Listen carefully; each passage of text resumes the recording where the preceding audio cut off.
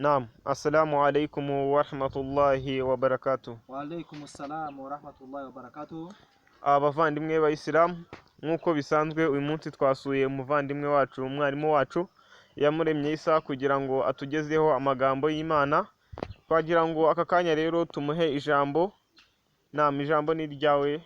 Naam, assalamu alaikum wa rahmatullahi wa barakatuh. Wa alaikum assalamu wa rahmatullahi wa barakatuh. Urakoze cyane muvandimwe munyamakuru, nk'uko umaze iminsi dusura. Uyu munsi twongeye kugira ngo twongere tuvugane ku magambo y'Uwiteka Allah subhanahu wa ta'ala, amagambo akomeye cyane, aho aya magambo ngira ngo yavuzwe n'intumwa y'Imana Muhammad sallallahu alaihi wasallam, aho intumwa y'Imana atubwiye iti uzabungabunga amasengesho atanu Allah azamuha ibyiza bitanu. Nagira ngo turebe rero ibyiza bitanu Allah subhanahu wa ta'ala azaha abantu babungabunze amasengesho yabo.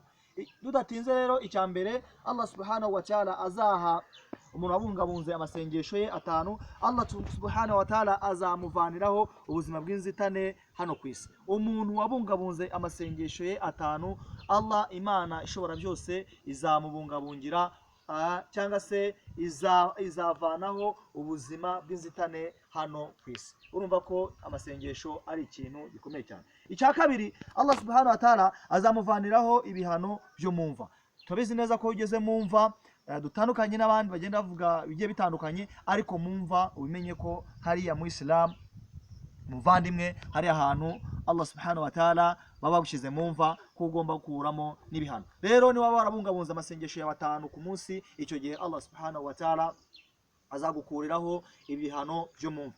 Icya gatatu, Allah subhanahu wa ta'ala azamuha igitabo cye mu kuboko kw'iburyo. Allah subhanahu wa ta'ala ku munsi w'imperuka hari ubwo bazahabwa ibitabo bigiye bitandukanye, hari uzahabwa igitabo ku kuboko kw'ibumoso, ariko Allah subhanahu wa ta'ala uwazaha igitabo ku kuboko kw'iburyo, uwo nguwo muvandimwe mu Islam azaba agize iherezo ryiza. Umuntu rero yasenze gatanu ku munsi akabungabunga amasengesho, uwo nguwo akabungabunga amasengesho ye, uwo nguwo Allah subhanahu wa ta'ala azamugorera icyo gihembo.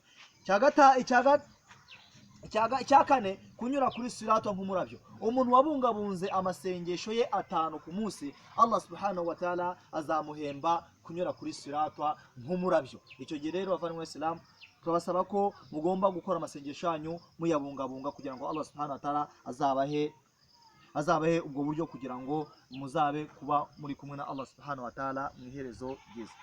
Icya gatanu cyo cya nyuma, azinjira mu ijuru atabaruriwe. Bavandimwe Islam, umuntu wese uzaba yarabungabunze ari amasengesho atanu ku munsi, Allah subhanahu wa ta'ala azamwinjiza mu ijuru atageze gute, atabaruriwe. Uwo rero igikorwa cye, ibikorwa bye bazasanga bazajya mu buryo bw'ibarura, uwo amasengesho ye atanu ku munsi azaba yuzuye, Allah subhanahu wa ta'ala azamubwira uti igire mu ijuru nta kubarurira. Rero uzasanga amasengesho ye atanu atarayabungabunze neza, icyo gihe uwo muntu ntabwo ashobora kuzagira ibarura rye ryiza, ahubwo bazahita batangira barebe zaka, barebe mu bintu bigiye bitandukanye. Ariko uzasanga amasengesho ye atanu yuzuye yarayabungabunze hano ku isi, icyo gihe ku munsi w'imperuka Allah subhanahu wa ta'ala azamwinjiza mu ijuru ryiwe. Rero ni nayo mpamvu turasaba abantu badukurikiye ko mudukorera subscribe,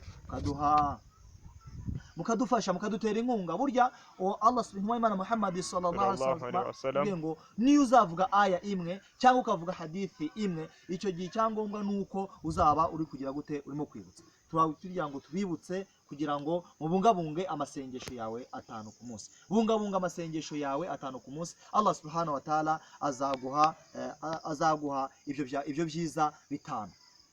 Allah subhanahu wa ta'ala azaguha ibyo byiza bitanu. Gerageza rero bungabunga amasengesho yawe, gerageza usarire ku musigiti, gerageza ayo masengesho yawe nuwamara kuyasare, Allah subhanahu wa ta'ala azaguha ibyo byiza bitanu. Rero ntabwo turi kuvuga menshi, turagira ngo ubwo rwibutso rugira bemeramana akamaro n'abandi bose mudukurikiye, kugira ngo Allah subhanahu wa ta'ala icyo gihe azaduhembe ijuru. Wa billahi tawfik. Assalamu alaikum wa rahmatullahi wa barakatuh. Wa alaikum assalamu wa rahmatullahi wa barakatuh.